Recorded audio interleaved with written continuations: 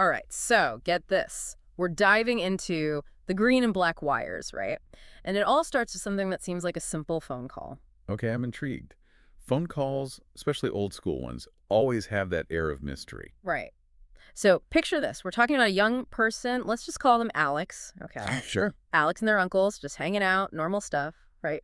But what we're about to uncover is way more intriguing than you might think. Trust me on this one. All right, you've got my attention. Lay it on me. So we're dropped right into the action. We've got Alex getting instructions from their Uncle Dick. Uncle Dick. Okay, colorful character already. Right. And the goal here is to set up a private line on their phone, not like hitting a button. We're talking old school, like literally rewiring the thing green to red, black to blue, like a DIY project for secret conversations. Wow. See, this is what gets me right. This was way before the internet, before everyone had cell phones. A private line back then, that wasn't a simple thing. You had to know what you were doing. Exactly. And that's what makes you stop and think, what did it say about Uncle Dick that he even knew how to do that? Was this like common knowledge back then?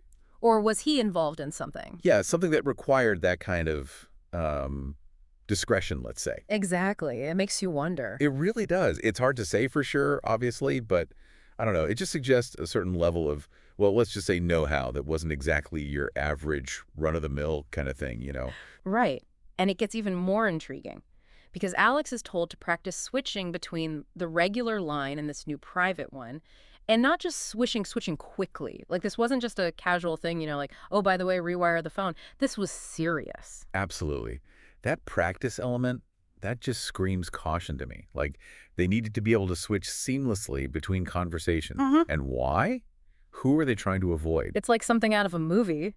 Right. And then, as if things couldn't get any more interesting, enter Uncle Hank. Oh, boy, another uncle. This is getting good. Right. See, Uncle Hank is supposed to be the main man using this private line, although sometimes Uncle Bick will be there too. Okay, so we've got a family affair with a whole lot of secrecy surrounding it.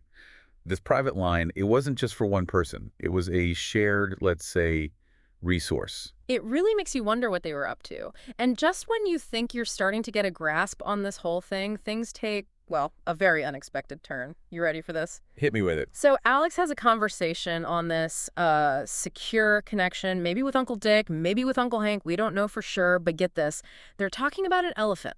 An elephant. Hold on. We've got secret phone lines, mysterious uncles, and now we're talking about elephants. I know, right? And it gets weirder. Alex is saying they wrote to, get this, Zoom, like the magazine. Yeah, I think so.